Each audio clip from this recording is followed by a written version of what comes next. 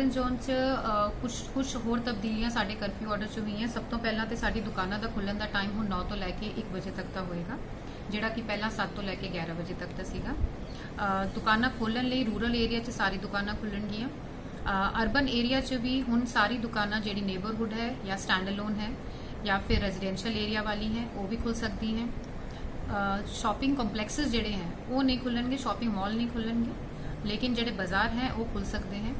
ਇਹਦੇ ਲਈ ਜਿਹੜਾ ਸ਼ਡਿਊਲ ਅਸੀਂ ਪਹਿਲੇ ਬਣਾਇਆ ਹੋਇਆ ਸੀਗਾ ਦੁਕਾਨਾਂ ਖੋਲਣ ਦਾ, ਉਸ ਹਿਸਾਬ ਨਾਲ ਹੀ ਚੱਲੇਗਾ, ਜਿਸ 'ਚ ਗਰੋਸਰੀ ਕੈਮਿਸਟ ਦੀ ਦੁਕਾਨਾਂ ਜਿਹੜੀਆਂ ਹਰ ਰੋਜ਼ ਖੁੱਲਣੀਆਂ ਹੈ। ਬਾਕੀਆਂ ਦਾ ਅਸੀਂ ਰੋਸਟਰ ਸੈੱਟ ਕੀਤਾ ਹੈ, ਉਹ ਰੋਸਟਰ ਦੇ ਹਿਸਾਬ ਨਾਲ ਹੀ ਖੁੱਲਣਗੀਆਂ। ਇਸ ਤੋਂ ਇਲਾਵਾ ਸਾਡੇ ਬੈਂਕਸ ਦਾ ਟਾਈਮਿੰਗ ਵੀ ਹੁਣ 9 ਤੋਂ ਲੈ ਕੇ 1 ਵਜੇ ਤੱਕ ਹੋ ਜਾਏਗਾ। ਇਹਦੇ ਵਿੱਚ ਬੈਂਕਸ ਤੇ ਸਾਰੇ ਜਿੰਨੇ ਵੀ ਫਾਈਨਾਂਸ ਤੇ ਹੋਰ ਇੰਸਟੀਟਿਊਸ਼ਨਸ ਹੈ, ਚਾਹੇ ਉਹ NBFCs ਕਿਸੇ ਵੀ ਤਰ੍ਹਾਂ ਦੇ ਹੈ, ਉਹ ਸਾਰੇ 9 ਤੋਂ 1 ਵਜੇ ਤੱਕ ਪਬਲਿਕ ਡੀਲਿੰਗ ਲਈ ਖੁੱਲਣਗੇ। ਉਸ ਤੋਂ ਬਾਅਦ ਦਾ ਜਿਹੜਾ ਟਾਈਮ ਹੈ 5 ਵਜੇ ਤੱਕ ਉਹ ਆਪਣਾ ਇੰਟਰਨਲ ਕੰਮ ਕਰ ਸਕਦੇ हैं, लेकिन उस टाइम ਤੇ ਕਿਸੇ ਤਰ੍ਹਾਂ ਵੀ ਪਬਲਿਕ ਡੀਲਿੰਗ नहीं होगी। जिन्ने भी प्राइवेट ऑफिसेज हैं वो खुल सकते हैं। ए प्राइवेट ऑफिस जिस पब्लिक डीलिंग नहीं हो रही तो अपने यूजुअल टाइम से खुल सकते हैं, लेकिन पब्लिक डीलिंग वाला काम जोड़ा है वो सिर्फ 9 तो लैके 1 बजे तक ही हो सकता है। किसी तरह की हजे भी रिस्ट्रिक्शन है मूवमेंट की रिगार्डिंग ऑटो रिक्शास ते रिक्शास या फिर कोई टैक्सी ओदी कोई मूवमेंट या इंटर डिस्ट्रिक्ट कोई बस इंट्रा डिस्ट्रिक्ट कोई बस है ओदी मूवमेंट सारी रिस्ट्रिक्टेड है, वो नहीं खुलणगियां। सैलून शॉप्स जी हैं, स्पा पार्लर्स एंड ऑल वो हजे भी बंद है जी, वो कितने भी नहीं खुल रहे, किसी भी जोन च नहीं खुल सकते हैं। तो अपनी ई कमर्स जी है, कोरियर सर्विसेज जी हैं और पोस्ट ऑफिस कोरियर ते पोस्ट ऑफिस वो भी 9 तो 1 बजे तक खुलणगे। ई कमर्स की जी फैसिलिटी है हुण असैंशियल ते नॉन असैंशियल दोनों कमोडिटीज़ लिए दी जाएगी।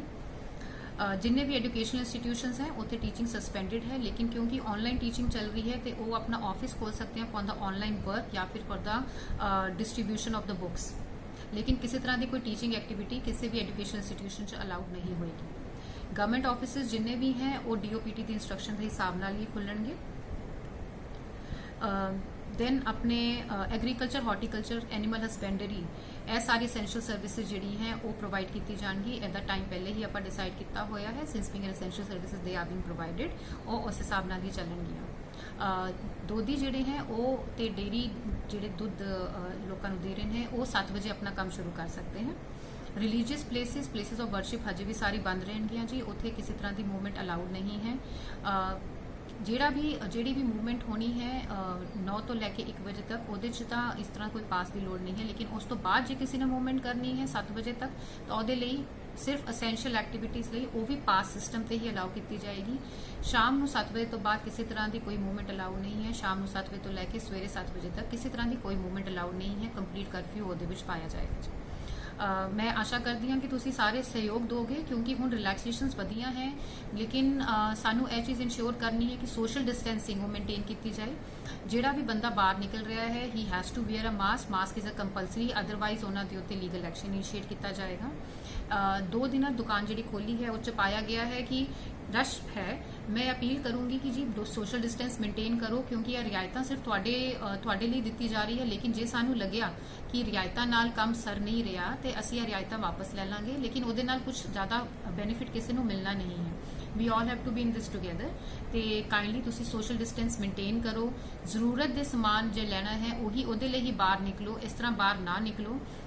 वी कैन अंडरस्टैंड कि इन्ने दिनों तो अंदर सारे बैठे हुए हैं, ज़रूरतां ज़्यादा हैं, लेकिन अपनी प्रोटैक्शन करके चलो, क्योंकि घर तुसी वापस जाना है, अपने परिवार नू सारियां नू मिलना है। तुसी अपनी प्रोटैक्शन करो, अपने परिवार की प्रोटैक्शन करो, तो सारियां दी प्रोटैक्शन हो जाएगी।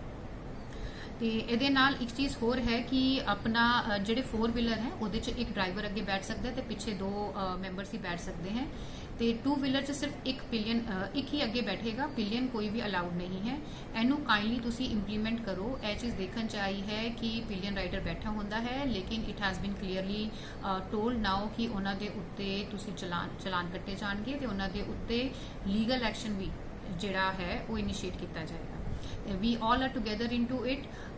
जे असी ठीक चलते रहे, साडा होर नैगेटिव पॉजिटिव केसिस घटने शुरू हो गए तो फिर असी ग्रीन जोन च भी आ सकते हैं, लेकिन जे असी यह रियायतां नू प्रॉपरली नहीं इंप्लीमेंट कर पाए, असी उहदे भी सोशल डिस्टेंसिंग नॉर्म्स नू नहीं इंप्लीमेंट कर पाए तो असी रेड जोन च भी आ सकते हैं। तो सारा कुछ अपने हाथ च ही है। मैं आशा रखती हाँ कि तुसी एडमिनिस्ट्रेशन के नाल हुण तक चलते आए हो तो हुण भी साथ दोगे तो असी मिल के सारी चीज़ों को ठीक कर सकांगे। Thank you.